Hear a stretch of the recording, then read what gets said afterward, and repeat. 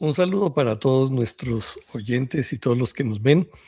Queremos en esta ocasión eh, usar este video para responder algunas de las inquietudes que la gente nos dejó a raíz del video que hizo el rabino Mijael Sofer. Entonces, me acompaña hoy David, nuestro hermano está en Chile. Y David, cuéntanos un poquito de tu historia, cómo es tu jornada espiritual. Hola, ¿qué tal? Sí, gracias, Miguel Ángel. Bueno, mi historia es una historia bastante bendecida, por así decirlo. Yo estuve en el ministerio pastoreando una congregación durante aproximadamente 17 años en el centro de Chile, en la capital, en unos barrios más complejos de esa zona. Y fue una experiencia hermosa, donde pudimos hacer cosas interesantes para el ministerio y para la obra de Dios. Fue algo hermoso. Y tú, Miguel Ángel, cuéntanos un poco cómo has hecho Bueno, ministerio. sí, tienes razón también. Yo no he compartido mucho de parte mía. Yo estoy en el ministerio desde hace 50 años más o menos. Comencé muy joven y pasé por diferentes cosas dentro de establecer iglesias, estar como trabajando como misionero también en la parte administrativa de misiones y todo esto. Y bueno, a través de todo eso tuve la oportunidad de conocer desde el interior denominaciones, cómo funciona el poder, cómo funciona el asunto del dinero, todo esto. Y finalmente, afortunadamente, digo, llegué a este camino, porque si bien Dios nos permitió llegar a mi esposa y a mí aquí, pues eso ha sido transformador totalmente y por eso el ánimo nuestro de compartir con otras personas todo este asunto. Claro que sí. Em, Hay un asunto bien interesante dentro de esto que estuvimos hablando, porque el tema pues es bastante espinoso, ¿no? Cuando se habla de cuál es el origen del Nuevo Testamento que nosotros tenemos, sabemos que a todos se nos enseñó, más si estuvimos en alguna formación para el pastorado, se nos enseñó que el Nuevo Testamento fue algo que entregó Dios de alguna manera, inspirando a ciertos hombres y que nada de lo que está ahí tiene ninguna falencia, ningún error, porque es palabra de Dios directamente. Sin embargo, investigando ya muchas cosas nos hemos dado cuenta de que puede que en el comienzo o en los originales haya sido una cosa, pero lo que nos ha llegado y lo que tenemos es otra. Entonces, bueno, quisiéramos hoy compartir un poco al respecto, fue el tema que trató el rabino. Surgieron muchas inquietudes dentro de los comentarios que ustedes mismos pueden ver. Hay personas que dijeron gracias, esto es oro puro, otros que nos dijeron herejes, de todo, pues. Pero pues está bien, cada uno es lícito de pensar lo que le conviene. Quiero plantear un asunto y si quieres tú ampliar un poquito también, cuando lo creas oportuno lo puedes hacer.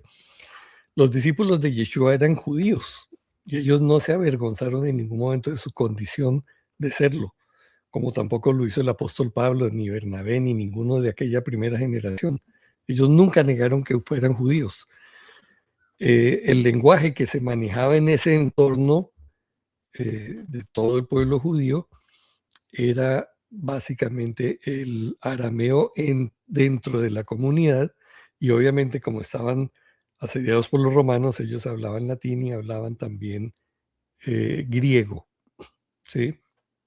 Sin embargo, pues es comprensible que si hay una ocupación de gente que habla de otra manera, pues los nacionales quieren aferrarse mucho más a su lengua.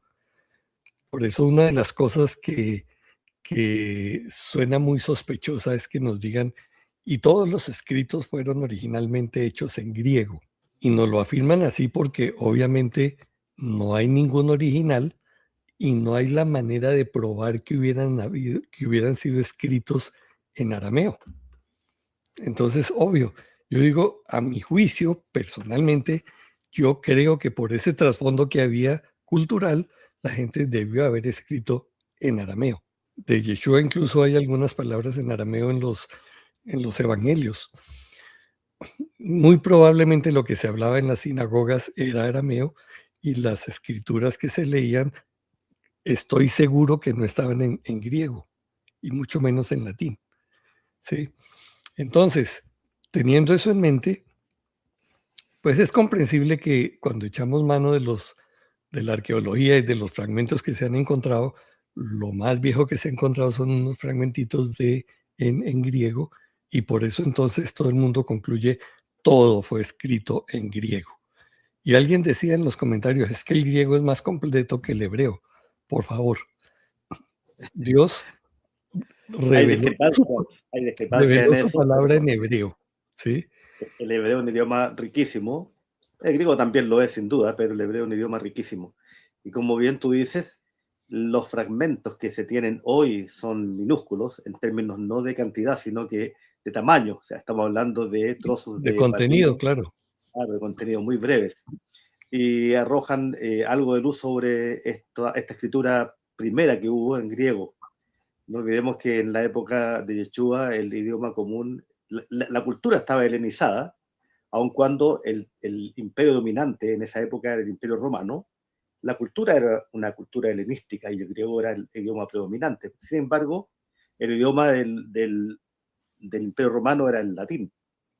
Y de ahí empiezan a derivarse un montón de cuestiones que hoy día nosotros, a la luz de este tiempo, sin el cristal adecuado, vemos de manera muy confusa hacia atrás cómo fueron escritos los primeros libros que componen lo que hoy conocemos como el Nuevo Testamento. No podemos dejar de decir lo siguiente, la versión que usó la iglesia cristiana, en este caso la iglesia católica, fue la Vulgata Latina y ese predominio fue de más de 10 siglos, más de 1000 años. Estamos hablando de fines del siglo IV, principio del siglo V, los primeros años cuando Jerónimo, o San Jerónimo llamado por la Iglesia Católica, traduce lo que es la Vulgata Latina y fue el texto oficial de la Iglesia durante 1000 años. No es un tiempo corto, es un tiempo muy largo. No olvidemos que esto prevaleció hasta el siglo XVI, más o menos, donde era el texto oficial de la Iglesia. Correcto. Sin embargo, eso no significa que los originales hayan sido escritos en esa lengua, En ningún ¿cierto? caso.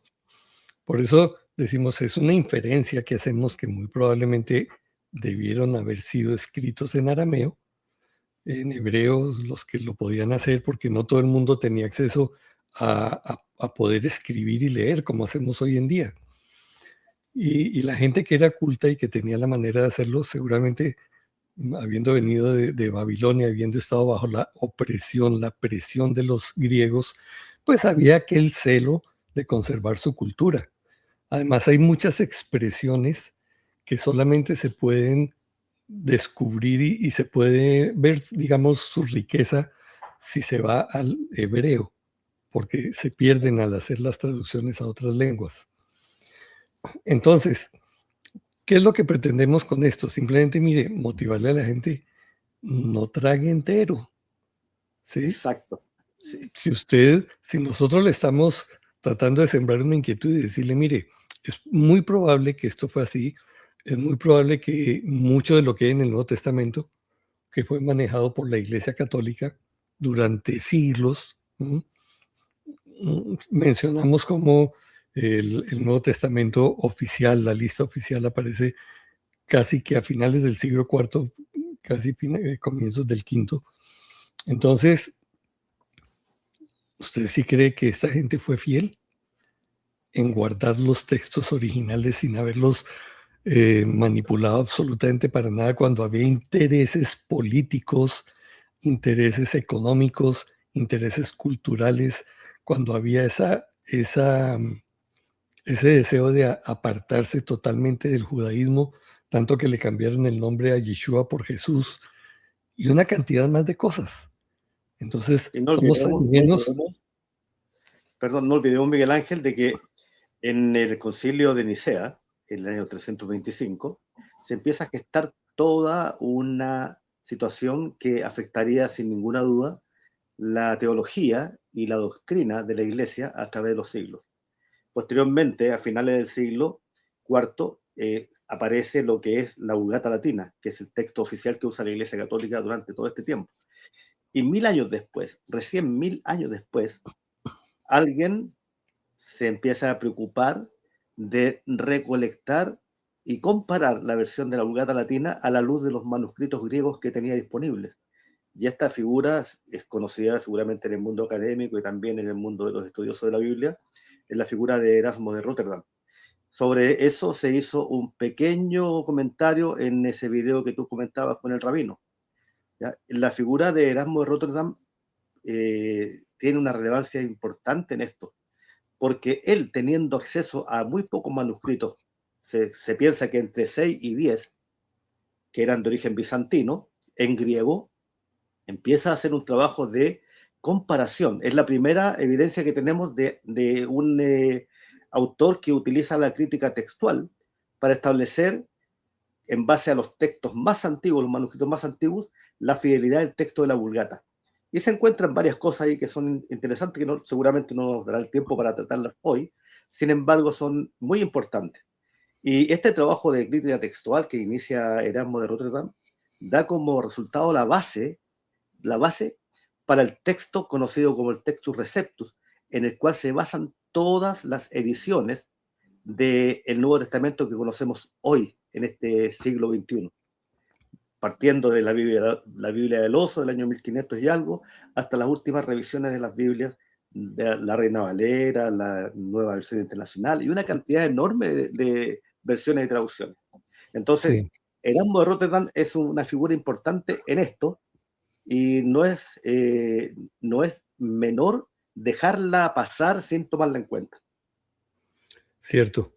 Y él estaba muy acelerado por hacer esa publicación porque había un obispo del lado católico que estaba también a punto de sacar su versión católica de la escritura y entonces había esa competencia, por eso el afán. Tanto que él publica esto y después tiene que hacer 3 revisiones inmediatas a su Esa es texto. la Biblia que tenía en competencia, o la traducción a la Biblia Complutense, y efectivamente, pero hay un detalle importante.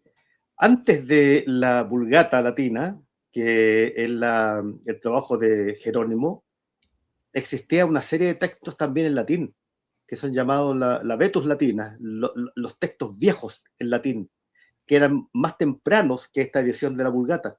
Estamos hablando del siglo, a fines del siglo segundo, siglo tercero. Y de ahí también, en este caso, Erasmo de Rotterdam hace uso de estos textos que estaban más disponibles para poder hacer esta crítica textual y esta comparación. Y eso es tremendamente importante porque a veces, no teniendo el antecedente adecuado, pensamos, como tú bien dijiste, que esto fue un milagro y, no sé, salió de la nada, compilado en los 27 libros que conocemos. Y no es así. Hay un trabajo editorial muy potente, muy profundo, que en algunos casos obedece también a intereses doctrinales o teológicos en particular. Cierto. Entonces, bueno, yendo con algunos de los comentarios, me encontré, por ejemplo, este de Jairo Cardosa, 4475, dice: Shalom, Mijael, discrepo contigo en cuanto a que no se puede meter a todos en un mismo saco cuando dices que son un montón todos de embaucadores y que llegan al liderazgo para enriquecerse. Sí, eso es cierto. Y tampoco Mijael decía que todo el mundo absolutamente. A veces uno habla sin fijarse mucho en esos términos, pero sabemos que gracias a que incluso hubo sacerdotes que fueron fieles a la palabra, como hay pastores que lo son aún en el presente, quizás contados en los dedos de la mano, no lo sé, pero que precisamente por su fidelidad han sido instrumentos de Dios para que mucha gente lo pueda encontrar a Él. Sin embargo, el adoctrinamiento que se nos da o que se les dio desde muy pequeños y prácticamente desde la cuna, porque me imagino que a ti te tocó también, mis abuelos me enseñaban, mis papás me enseñaban a rezar cierto tipo de cosas, a aprender ciertas cosas de memoria, y uno las repetía como un lorito y simplemente, sin entenderlas, simplemente las repetía. Y Así es. posteriormente, cuando había la oportunidad de cuestionar algo, siempre la respuesta era cuidado, no se meta con eso. Sí, como decía Mijael, que doctores tiene la Santa Madre Iglesia, usted haga lo suyo. Entonces siempre nos quedamos así. Entonces sí, es cierto que ha habido gente también fiel dentro de esto, a pesar de ese oscurantismo, que por misericordia de Dios Él los ha permitido ser fieles y han sido instrumento indudablemente para que mucha gente pueda conocer al Señor y seguir adelante. Entonces, bueno, aclarando eso, otra persona nos dice, pero si esto del Nuevo Testamento es así, entonces, ¿en qué vamos a confiar? ¿Sí? Si es cierto que toca volver a obedecer la Torá, la ley, como erróneamente se le dice, entonces hemos caído de la gracia. Alguno de ellos me acusaba de eso. Uy, caíste de la gracia, estás Sí, perdido. Sí, sí, tuve oportunidad de leer esos comentarios. sí. Digo, Bueno, me yo daba creo, risa en parte porque digo, definitivamente es una comprensión tan pobre y tan cerrada de la palabra del Señor que precisamente pone en evidencia ese adoctrinamiento del que hablamos anteriormente. Porque cuando nosotros miramos la vida de Yeshua, lo que observamos es que está rescatando la palabra de Jehová, los mandamientos, la ley, la Torá, y no es solamente la ley, ¿no? Se habla que la Torá es solamente una parte de la Torá. La Torá incluye estatutos, decretos, testimonios y una serie más de cosas. Pero Yeshua lo que hace es rescatar eso, porque precisamente en ese tiempo se había desarrollado esa religión del judaísmo y la habían contaminado tanto la Torá que ya no se sabía dónde estaba.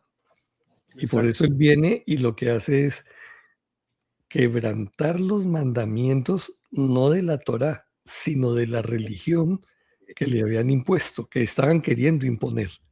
Entonces, no De es que hecho, él quebranta el Shabbat cuando hace una sanidad de un ciego, porque la Torá no prohíbe hacer sanidades en Shabbat. esos son los mandamientos de los fariseos, de hombres. Eran mandamientos de los fariseos, claro. Y hay un sinnúmero de mandamientos increíbles, no solamente del Shabbat, sino de todo, que si usted va a mirar en la Torá, no están. Entonces Una Yeshua cosa lo es que la hace es Torá, venir y rescatar esa Torá para dárnosla. ¿Sí? claro, una cosa es la Torá, la instrucción que nos da el Eterno, nuestro Padre Jehová, y otra cosa es la halajá, las leyes judaicas que empiezan a desarrollarse a través de siglos. No olvidemos que después de la dispersión de los reyes del norte, que ya, del reinado del norte, que ya no vuelven a su tierra, viene el exilio en Babilonia, y ya cuando regresan de Babilonia a los 70 años de estar ahí cautivos, ya vienen bastante contaminados también con costumbres y con situaciones que heredaron allá en ese entorno. Y lamentablemente hay una pérdida de la identidad con la Torá tal y como había sido dada. Tal es así que cuando se encuentran rollos de la Torá, es todo un hallazgo y pasa algo extraordinario cuando el escriba, Edras, me parece que, y no me acuerdo exactamente el nombre del otro personaje, encuentra esto y lo leen al pueblo. Es algo tremendo. Pero ¿qué es lo que pasa hoy, si lo podemos extrapolar a nuestro tiempo? Pasa un poco similar. Atendiendo al primer comentario que leías, sin duda que no podemos colocar a todas las personas, a todos los líderes, a todos los siervos de Dios en el mismo saco. Hay gente muy comprometida con una fe limpia, siguiendo las instrucciones de la escritura, y hay otro grupo no menor que solamente va atrás lo que es eso que el mismo Yeshua denunció, falsos maestros que andan tras de ganancias deshonestas. Y eso no lo podemos negar, eso es algo evidente. Pero ¿qué pasa? Si las personas que son seguidores de estos maestros no tienen la luz de la Torá en sus vidas alumbrando su camino, fácilmente van a caer en el engaño y van a ser arrastrados a cuestiones que no son ni están en concordancia con la palabra de Jehová. Ese es el riesgo y el problema. Por supuesto. Entonces, es que vivir de acuerdo a los mandamientos de Jehová es malo, porque pareciera que es que si ustedes obedecen los mandamientos han caído de la gracia. Bueno, y es que la gracia es un permiso para salir y hacer lo que nos dé la gana. Obviamente No. no. Al ¿Acaso contrario. la gracia no se manifestó también en el Antiguo Testamento? Entonces, lo que nosotros vemos allá es una manifestación de gracia desde el primer momento, porque Desde aún la creación. cuando Adán y Eva cayeron, se merecían la muerte. Entonces, por gracia no murieron. Y de ahí para adelante, lo que vemos es cuando toda esa corrupción en el tiempo de Noaj debería haberse destruido todo. Por gracia fue salvo Noaj y sus hijos. Y ahí podemos seguir la historia de manifestaciones de la gracia de Jehová todo el tiempo. Entonces, mi punto es, ¿cómo así que la ley o la Torah ya no es vigente? Sin embargo, eh, cuando se nos dice, por ejemplo, amar a Dios sobre todas las cosas, no jurar su santo nombre en vano, santificar las fiestas, que esa es la versión arreglada, ¿cierto? La versión católica, porque el segundo mandamiento habla de no te harás ídolos ni imagen alguna, ni en el cielo, ni en la tierra, etcétera. Pero se llega al cuarto mandamiento, que dice, guardarás el Shabbat. Y los otros que siguen, honrar a padre y madre, no matar, no fornicar, etcétera, siguen vigentes. Por supuesto que sí. Con excepción del cuarto, dice la gente. El cuarto no. Bueno, ¿y por qué no el cuarto? Bueno, Sí. ahí nuevamente tenemos cómo la tradición de la iglesia metió mano y cambió los tiempos y la ley. Es algo tremendo. Nosotros no podemos excluir un mandamiento diciendo que estamos observando el resto, ya que la ley de Dios es eterna, el mandamiento es eterno, y si nuestro Padre Jehová lo estableció, es para que todos sus hijos lo observen a través de las generaciones. El punto pasa principalmente, creo yo, cuando las personas sin el conocimiento profundo de lo que enseña la Escritura piensan que antes de Yeshua la gente era salva a través de la ley. Yo creo que eso es un error tremendo. Nadie jamás ha sido salvo por guardar la ley. Uh-huh. Ese es un error. Es un error. La gracia se manifestó desde la creación, como bien dijiste. Cuando Adán y Eva pecan, se manifiesta la gracia. Sin ninguna duda que esa es una prueba innegable de que la gracia siempre ha estado presente desde la creación del mundo. El tema es que muchos piensan que antes de Yeshua la gente se podía salvar cumpliendo la ley, cosa que es un error de base, es Falso. una falacia enorme. Claro. Es que a mí me parece que es importante comprender este asunto que a la postre es sencillo y tiene que ver con la definición de la palabra Torah. Por eso nosotros usamos más la palabra Torah que ley, porque hablar de la ley, como expliqué, la ley es solamente una parte de la Torah. Así es. La palabra Torah es instrucción y dentro de la instrucción sí hay leyes, pero también hay otra serie de ordenanzas, de direcciones, de consejos, aún de testimonios que todos debemos tener presentes para que nos vaya bien en la vida, porque es lo que dice Jehová. Mira, yo te doy esta palabra para que vivas ¿dónde? En el más allá, no, para que vivas bien aquí, En este mundo. porque lo que él está haciendo, mire, él nos da a grosso modo tres grandes grupos de mandamientos, ¿sí? Cómo relacionarnos con él para que no andemos inventándonos religiones, ni andemos participando en lo que no es. Dos, cómo relacionarnos con los otros, con las otras personas.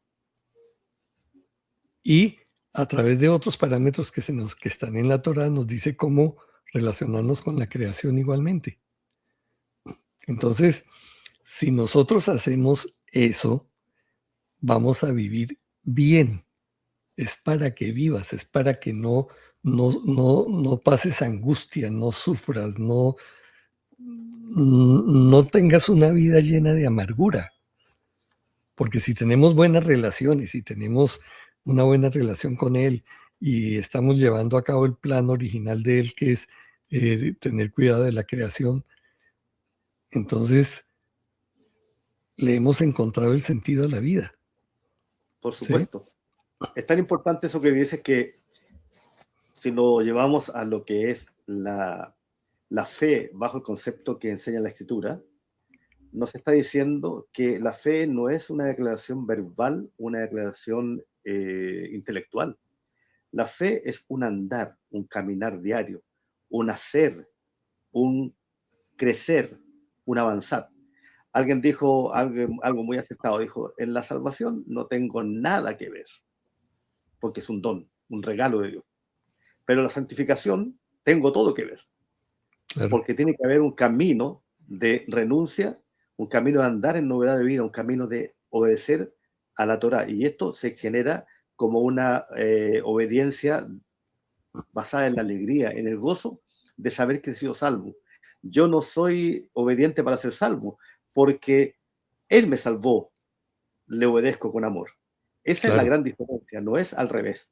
Y eso es importante señalarlo porque todavía hay muchos creyentes, no voy a nombrar cristianos, católicos, adventistas, no, hay muchos creyentes que viven con esa carga de que tienen que hacer algo para alcanzar el regalo de Dios. No, no, el regalo de Dios está dado, el regalo de Jehová está dado a través de Yeshua.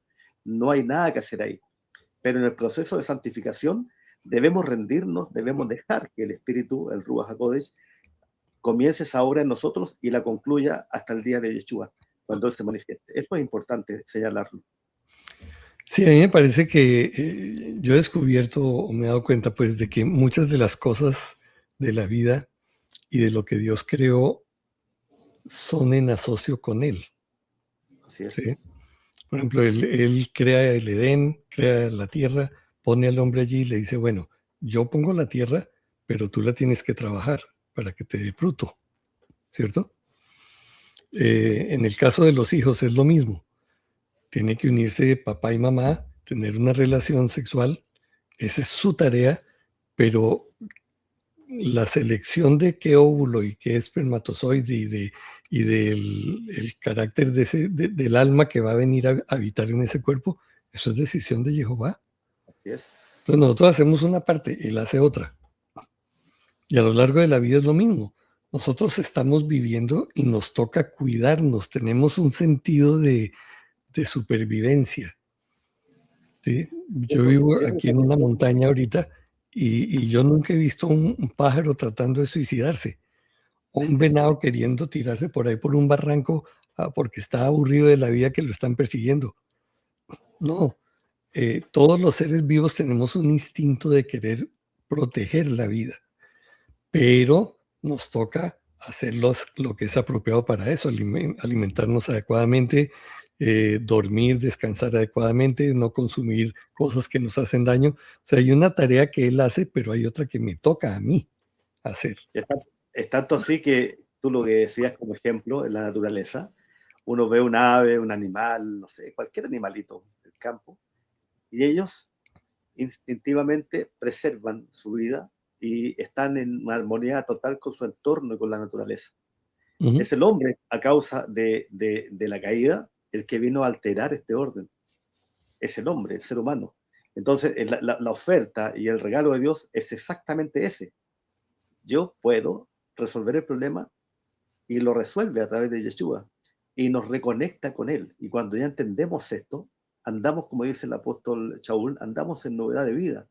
No vivimos para agradar a la carne o a lo pecaminoso, sino que vivimos ahora con la genuina y sincera intención de agradar a aquel que nos salvó. Y eso es maravilloso. Y cuando estamos en ese estado, obviamente que tratamos de cuidarnos, tratamos de hacer las cosas como corresponde, a fin de no dañar la imagen del Dios viviente que está en nosotros, porque somos hechos a su imagen y a su semejanza. Es algo tremendo, es maravilloso esto. Y si lo podemos extrapolar con lo que estamos hablando respecto al Nuevo Testamento, obviamente que es así. El hombre hizo lo suyo, escribió, ¿cierto? Miró, observó, puso las cosas por escrito, pero la dirección maravillosa, que no podemos entenderlo de manera así tan simple, es que todos los escritos nos llevan a un solo punto. Hablo del Nuevo Testamento. y también lo que se conoce como el Antiguo Testamento. Yo creo que es una muy mala decisión. A alguien se le ocurrió por ahí decir, vamos a hacer una división. Yo más bien pienso que el Nuevo Testamento es solamente la manifestación clara, evidente, de lo que estaba escrito en la Torá, en los profetas y en los libros proféticos y los libros poéticos. La manifestación de Yeshua en este mundo. Él viene a recomponer el orden que estaba quebrado, el orden que estaba torcido. Yeshua viene y lo recompone. Yo he venido para que tengáis vida y vida en abundancia. Esa es la declaración que él hace de su ministerio, de su labor. Entonces, sin duda que los hombres que escribieron estos textos los hicieron porque tenían el testimonio de Yeshua. Los evangelistas que estuvieron con él lo copiaron, luego fue recopiado y recopiado y recopiado. Y en todo ese proceso, obviamente, surgieron errores, surgieron agregados, surgieron cuestiones que se quitaron, variantes textuales, interpretaciones personales y todo lo que queramos decir. Pero la esencia del mensaje no pierde el valor, no pierde su importancia, porque podemos rescatarla de la misma lectura, podemos rescatar el plan divino para poder salvar a la humanidad. Y eso es maravilloso. Sí, ¿cuál es el punto? Si esto ha sido manipulado y tergiversado de tal manera, ¿cuál es la referencia que yo tengo entonces para poder leer? Porque alguien preguntaba, bueno, esto es demasiado enredado para uno que está tratando de investigar y aprender, dice José Roberto. Esto es muy enredado. Le digo, pues en cierto sentido sí, pero de la misma manera que uno cuando va a comenzar a leer, ¿cierto? Le enseñan primero las letras, luego las vocales, las consonantes, y luego comienza a componer palabras y oraciones y todo eso. Igual en las matemáticas es un proceso. Esto también. Sí. Pero no podemos entrar a leer el libro, la Biblia como tal, arrancando por la segunda parte. Sí, es No, como cuando usted entra a una película y ya le falta un tercio para acabarse nomás. Entonces usted entra y ve la película y se imagina qué fue lo que pasó, pero usted no tiene ni idea realmente de los detalles. Entonces, con esto sucede igual, porque es que a la gente se le dice, mire, arranque a leer el Evangelio de Juan.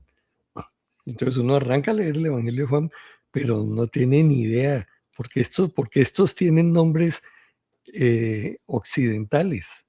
No se ya en el supone que arranque, son, no se supone que son orientales, y cómo así que se llaman Juan y Pedro y José y María, sí, como los vecinos que yo tengo.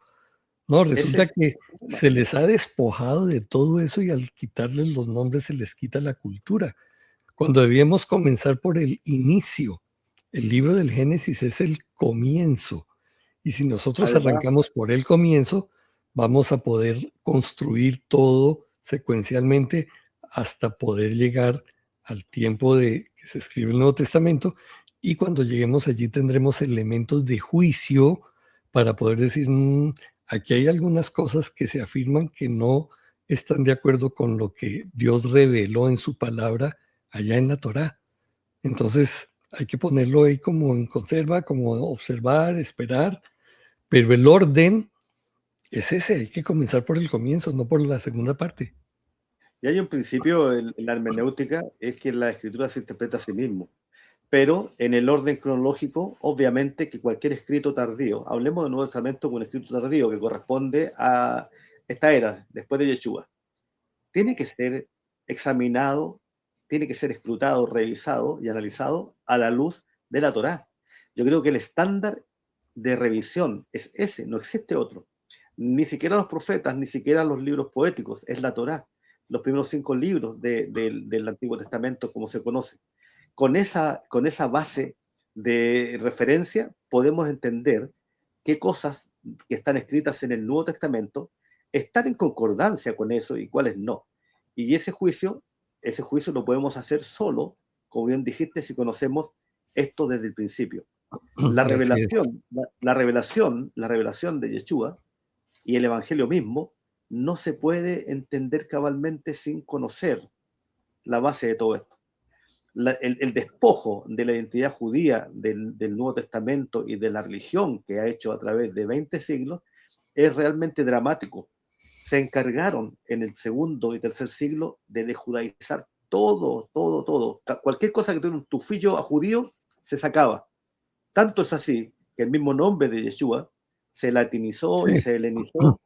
Es tremendo, los nombres de los autores también se helenizaron y luego se latinizaron, y es una pérdida de identidad tremenda de las raíces que tiene este libro tan maravilloso que también es el Nuevo Testamento.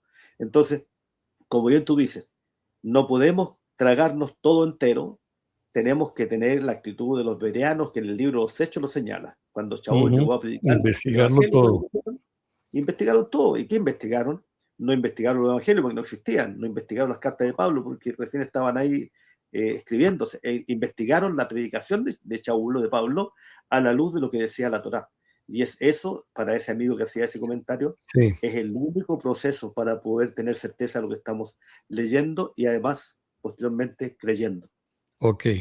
Bueno, ya para ir terminando, solamente quiero aclarar que la teología es la construcción que se hace de doctrinas, de enseñanzas, a partir de, supuestamente, de la escritura, pero interpretando. Así es. Interpretando es lo que los hombres entienden, es un gran edificio que se va construyendo y obviamente como se construyen los edificios se va poniendo una cosa sobre la otra, de manera que lo que le llega a las generaciones actuales es el resultado de generaciones y generaciones de teólogos que han estado discutiendo, pensando, asumiendo, infiriendo cosas, creando doctrinas y dándolas ya por hecho. La Iglesia Católica, por ejemplo, crea dogmas que se establecen como fundamentos que no se pueden cuestionar para nada. Entonces, simplemente nuestra invitación es, mire, no le dé temor pensar, no le dé temor cuestionar, porque si la Biblia es la verdad, yo creo que es la verdad, soporta cualquier examen. La verdad soporta cualquier examen. Las mentiras no soportan preguntas. No les gusta que pregunten porque van a salir a la luz. En cambio, la verdad soporta. Dios no se enoja si usted pregunta, bueno, ¿y esto por qué es así? Y seguramente Él mismo lo conducirá a través de la palabra a darle la respuesta. Pero necesitamos abrir nuestra mente. No le dé temor preguntar, no le dé temor cuestionar, no le dé temor dudar de cosas, porque lo que tenemos en nuestras manos a todas estas son traducciones de traducciones de traducciones. O como decía más bien, versiones, ¿no? Versiones de versiones de versiones, que nuestros propios ojos en esta generación han sido manipuladas y cambiadas, ¿sí? Y en otro programa de pronto les podemos dar evidencias de eso. Una sola que me acuerdo ahorita, ¿sí? En la Biblia de 1909, la Reina Valera, se habla de Shabbat. En la Biblia de 1960 se cambió Shabbat, se quitó esa palabra y se puso día de reposo. ¿Y cuál era la intención? La intención era que la gente entendiera que se refiere al domingo. Exacto. Las primeras versiones del 60 salieron con un asterisco que decía equivale a sábado. Las actuales ya ni siquiera tienen esa nota. Y estoy mencionando un punto que usted, cualquiera de los que nos está viendo, puede verificar. Lo mismo hizo la Iglesia Católica y lo mismo han hecho otras. O sea, en nuestras propias narices, por favor, están cambiando eso.